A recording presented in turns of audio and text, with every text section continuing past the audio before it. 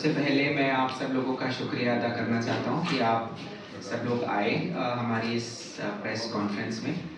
And जो हम बहुत अच्छा फील करते हैं कि आप लोग जो हम अच्छी सर्जरीज करते हैं या रेयर केसेस करते हैं, आप अपने चैनल्स, अपने न्यूज़पेपर्स के ज़रिए जनरल पब्लिक के सामने ये सब चीज़ें लेके आते हैं, तो पब्लिक को भी बहुत कॉन्फिडेंस मिलता है, हौसला मिलता है कि बीमारियों के बारे में जागरूकता मिलती है और फिर वो राइट अटेंशन सीख करते हैं अपनी बीमारियों से छुटकारा पाने के लिए।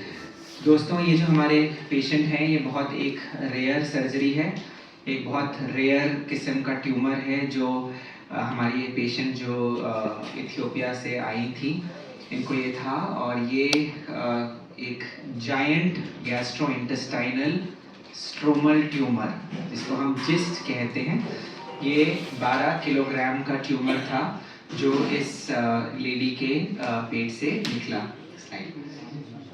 तो ये जो हमारी पेशेंट हैं, जैसे मैंने बताया, इथियोपिया से हैं और ये 67 ईयर्स ओल्ड लेडी हैं। एंड जो इनको तकलीफ थी, इनके पेट में दर्द हो रहा था, पेट फूल रहा था। तो ये अंडरस्टैंड नहीं कर पा रही थी कि क्यों पेट में इतनी ज़्यादा स्वेलिंग होती जा रही है। और धीरे धीरे करके इसकी वजह से इनका एपेटाइट ख़त्म होना शुरू हो गया, भूख लगनी बंद हो गई, कुछ भी खाती थी तो वॉमिटिंग होनी शुरू हो गई और वज़न घटना शुरू हो गया। तो जब ये हमारे पास आई तब इनके कुछ टेस्ट किए गए देखने के लिए कि क्या कारण है इनकी प्रॉब्लम्स का। तो जो टेस्ट किए गए उसमें जो इम्पोर्टेंट टेस्ट थे वो एक एंडोस्कोपी का टेस्ट था, एक एंडोस्कोपिक अल्ट्रासाउंड का टेस्ट था, सीटी स्कैन और पेट सीटी स्कैन के टेस्ट थे। Next time. तो ये जो इमेज आपको दिख रही है, ये इनकी सीटी स्कैन, पेट सीटी स्कैन की इमेज है। तो अगर आप इस इमेज को देखेंगे तो जो लेफ्ट साइड में जो एक बड़ी सी आपको गांठ दिख रही है और जो लेफ्ट इमेज में जो वो कलर येलो कलर के जो बन रही है, वो ये जायंट ट्यूमर की इमेज है। अगर आप देखेंगे तो ऑलमोस्ट पूरे पेट को इसने ऑक्यूपाई करके रखा हुआ है, बाकी सारे जो ऑर्गन्स हैं उसको एक कोने में इसने पुश किया हुआ है। स्लाइड। अगर आप इसका एक्सियल कट देखेंगे तो आप ये समझेंगे कि ये जो राइट साइड में जो ऑर्गन दिख रहा है ये लिवर है, और जो लेफ्ट साइड में जो बड़ी सी चीज़ दिख रही है वो इनका ट्यूमर है। और अगर आप देखेंगे कि almost double the size of liver के हिसाब से ये ट्यूमर है इनका। Next slide. सब्सिक्वेंट जांचों में, जैसे कि एंडोस्कोपिक अल्ट्रासाउंड, ये पता चला कि ये ट्यूमर एक खास तरह का स्टमक ट्यूमर है जिसको जिस्ट कहते हैं। जिस्ट की फुल फॉर्म है gastrointestinal stromal tumour. Next slide. तो अब जो ये इतना लार्ज ट्यूमर था, हमको जो जांचें हैं उससे ये तो पता चला कि ये बहुत बड़ा ट्यूमर है, आसपास के ऑर्गन्स को पॉसिबली इन्वॉल्व कर रहा है। और ये आसपास के ऑर्गन्स कौन से हैं? Diaphragm, liver, pancreas, spleen. तो ये सारे ऑर्गन्स को ये पोटेंशियली इन्वॉल्व कर रहा है। बट क्योंकि ये ट्यूमर का साइज इतना बड़ा था, इतना मैसिव ये ट्यूमर था कि प्री ऑपरेटिव इमेजेस पे ये बताना मुश्किल था कि क्या ये सिर्फ अपने शेयर साइज की वजह से इनको प्रेस कर रहा है, कंप्रेस कर रहा है, या एक्चुअली इसने इन सब इम्पॉर्टेंट ऑर्गन्स को जकड़ा हुआ है। तो फिर हमने जो इनका इलाज प्लान किया, इनका केस हमारे कैंसर बोर्ड में मल्टी डिसिप्लिनरी ऑन्कोलॉजी टीम के साथ डिस्कस हुआ। बहुत सारे ऑप्शंस एक्सप्लोर किए गए कि क्या हम कुछ दवाइयाँ देके इसको कम कर सकते हैं, क्या हमको अपफ्रंट सर्जरी करनी चाहिए। और अल्टीमेटली सारे मैनेजमेंट ऑप्शंस के प्रोज एंड कॉन्स को समझते हुए एक कंबाइंड डिसीजन ये लिया गया कि इस वक्त जो पेशेंट के लिए बेस्ट ट्रीटमेंट अप्रोच है वो सर्जिकल रिसेक्शन है। तो फ्रेंड्स, हमने इनको सर्जरी के लिए प्लान किया और ये सर्जरी बहुत ज़्यादा चैलेंजिंग थी, इसलिए क्योंकि शेयर साइज, ये बहुत ह्यूज ट्यूमर था, बहुत ज़्यादा वैस्कुलर ट्यूमर था। इसने खून की बड़ी नसों से, सारी बड़ी बड़ी खून की नसों के गुच्छे बने हुए थे, जो इस ट्यूमर को, जब इतना बड़ा साइज हो जाता है ट्यूमर का, तो उसको बहुत ज़्यादा ब्लड सप्लाई की ज़रूरत होती है। तो बहुत ज़्यादा न्यूवैस्कुलराइजेशन, नई नई खून की नसें इसके ऊपर बन गई थी। तो हमको बहुत ज़्यादा केयरफुल होना था कि कुछ भी एक गलत स्टेप एकदम एक्सैंगुनेटिंग हेमरेज कर सकता था एंड बहुत ज़्यादा कॉम्प्लिकेशंस कर सकता था। तो पूरी तैयारी के साथ हमने इनकी सर्जरी को प्लान किया। जब हमने इनकी सर्जरी करी तो सबसे पहले अब्डोमिनल अप्रोच, हमने पेट में एक इंसिजन दिया, पेट को खोला, और जब हमने पेट को खोला तो ट्यूमर बहुत ह्यूज था। हमें ट्यूमर का अपर पूरे पेट की कैविटी को ऑक्यूपाई किया हुआ था। स्लाइड कर देंगे चेंज। तो अगर आप ये देखिए पिछली साइड, हाँ, तो अगर हम ये देखें तो पेट खोलते एकदम सामने एक फुटबॉल की तरह एक ट्यूमर सामने नज़र के आया, एंड हमको एग्जैक्टली इसका अपर मार्जिन ये कहाँ पर से अराइज कर रहा है कुछ समझ नहीं आ रहा था, क्योंकि इसका बहुत मैसिव साइज था। तो चीज़ों को और बेहतर डिफाइन करने के लिए हमें इनकी चेस्ट के अंदर भी इंसिजन देनी पड़ी। तो इस सर्जरी को थोरैको अब्डोमिनल अप्रोच वाली सर्जरी कहा जाता है, जिसके अंदर सर्जरी को ना केवल पेट के जरिए बट चेस्ट को खोल के साइमल्टेनियसली किया जाता है। तो जब हम इसको डिसेक्ट करते गए तो हमने देखा कि ये ट्यूमर ने लेफ्ट साइड ऑफ लिवर को इन्फिल्ट्रेट किया हुआ था, उसको जकड़ा हुआ था। इसने स्प्लीन को जकड़ा हुआ था। ये लार्ज इंटेस्टाइन या कोलॉन के बहुत करीब था, और साथ में डायफ्राम के साथ भी कुछ एरियाज के साथ चिपका हुआ था, और पैंक्रियाज के साथ भी कुछ जगहों पर थोड़े से प्लेट्स इसके लॉस थे, डिस्टिंक्ट थे। तो हम धीरे धीरे बहुत मेटिकुलस, नेक्स्ट स्लाइड दिखा सकते हैं, प्ले द वीडियो प्लीज। सो हम ये सर्जरी का एक्चुअल मोमेंट है जब हम मेटिकुलसली इस ट्यूमर को कॉशियसली डिसेक्ट करने की कोशिश कर रहे हैं। जिन ऑर्गन से हम सेपरेट कर पाए, हम पैंक्रियाज से सेपरेट कर पाए, बड़ी आंत से सेपरेट कर पाए, बट हमको लिवर का लेफ्ट पोर्शन निकालना पड़ा, और इनकी जो स्प्लीन है उसको हमें निकालना पड़ा।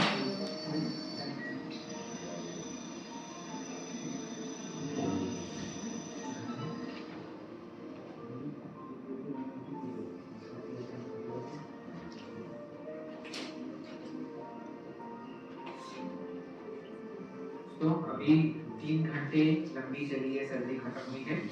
ये अफ्रीकन लेडीज सुडान से थी, और इनके पेट में ये जॉइंट ट्यूमर, ये इनके स्टमक से या खाने की थैली, जिसको मैदा भी कहते हैं, उससे अरेज कर रहा था, और पेट में बहुत ज़्यादा तकलीफ थी।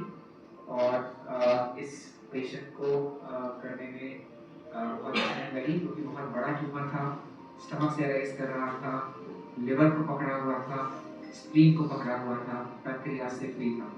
तो सर्जरी के दौरान स्टमक के एक मेजर पोर्शन को निकालना पड़ा, स्प्लीन को निकालना पड़ा, लिवर के पार्ट को निकालना पड़ा। पेशेंट बिल्कुल ठीक है, और अभी हमने इसका वजन किया है, तो लगभग 12 किलोग्राम का ये ट्यूमर है। We have been able to remove it. You don't see this one here. The huge one. Okay, so this is the spleen. This one is the spleen. This is part of the liver. This is the food line. So we will be able to preserve the part of the stomach. Okay, and we have something else. Part of the liver and part of the spleen. Spleen is all gone. This is part of the liver.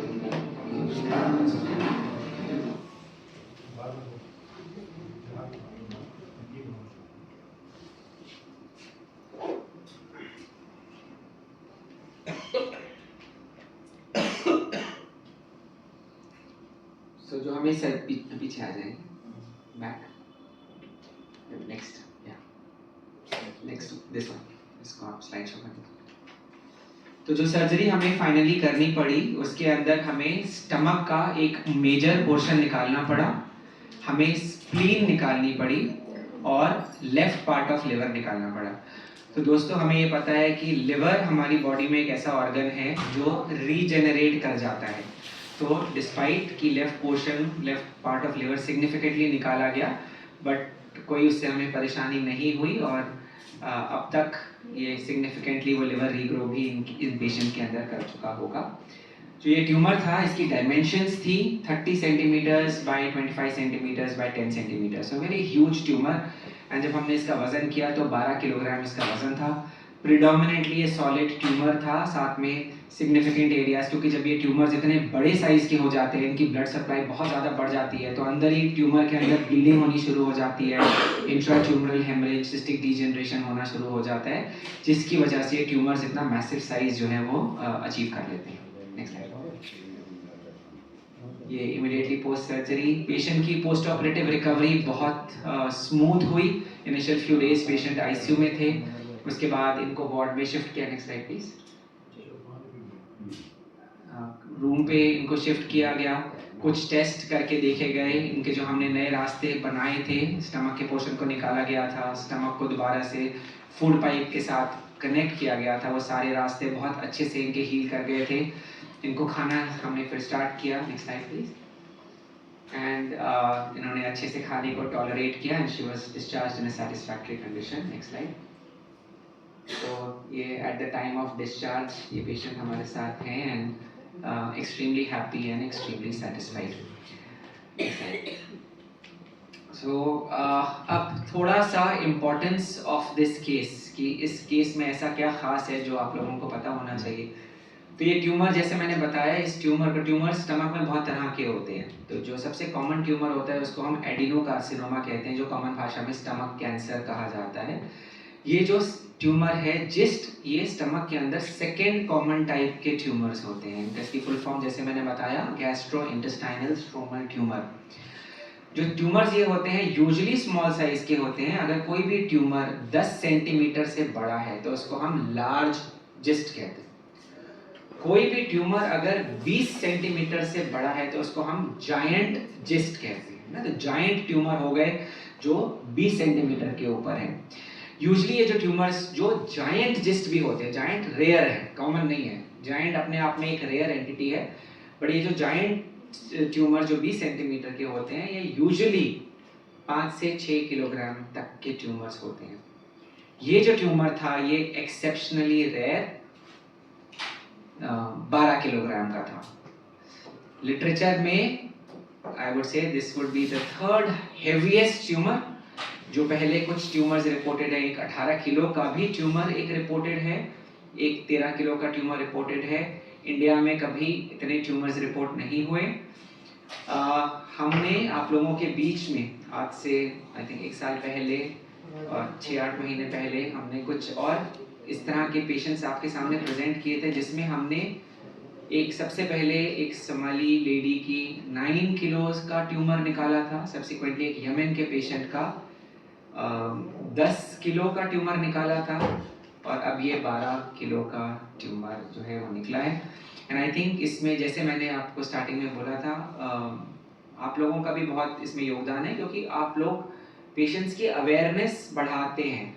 जब ये lady हमारे पास आई थी तो ये बहुत confuse थी और घबराई भी हुई थी। इनको लग रहा था कि ये बाकी सेंटर्स में भी गए थे, अपने मुल्क के डॉक्टर से भी मिले थे, और उन्होंने कहा था कि ये ऑपरेशन सर्वाइव भी नहीं कर पाएंगे क्योंकि इतना बड़ा ये ट्यूमर है। बट जब इन्होंने वो न्यूज़ आर्टिकल्स देखे कि हाँ 11 किलो का भी ट्यूमर निकला है, 9 किलो का भी ट्यूमर निकला है, तो they got a lot of confidence that हाँ हमारी सर्जरी भी सक्सेसफुल हो सकती है, और उसी वजह से आज हमारे सामने। Thank you. आज ये क्या गलत खाने से जो ये क्या खाने से होता है?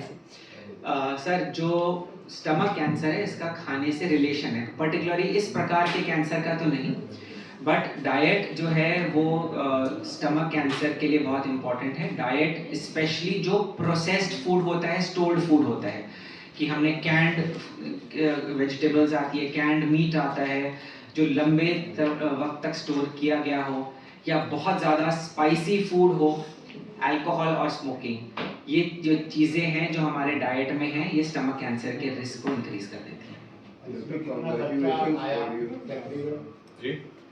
क्या इलाज का क्या खर्चा है?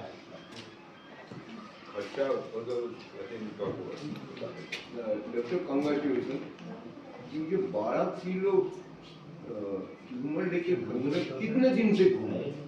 फिर ये कुछ महीनों से चल रहा था। अब इन ट्यूमर्स की खासियत ये होती है कि शुरुआत में इनकी ग्रोथ स्लो होती है, तो पेशेंट को शुरुआत में कुछ सिम्टम्स नहीं होते, तो वो धीरे धीरे करके अपने पेट के अंदर बढ़ता चला जाता है। इस लेडी को ये महसूस होता था कि कुछ पेट में भार हो रहा है, कुछ इंक्रीज हो रहा है, बट इनको ये प्रिज्यूम करती थी कि शायद मैं मोटी हो रही हूँ, जिसकी वजह से मेरे पेट में फैट की एक्यूमुलेशन बढ़ रही है, जिसकी वजह से ये प्रॉब्लम हो रही है। जो हमने पिछले एक पेशेंट के बारे में बात करी थी जिसका वो 9 किलो का ट्यूमर निकला था, वो लेडी ये सोचती थी कि शायद मैं प्रेग्नेंट हो गई हूँ, कि मेरे पेट में बच्चा आ गया, क्योंकि वो रिप्रोडक्टिव एज ग्रुप की थी।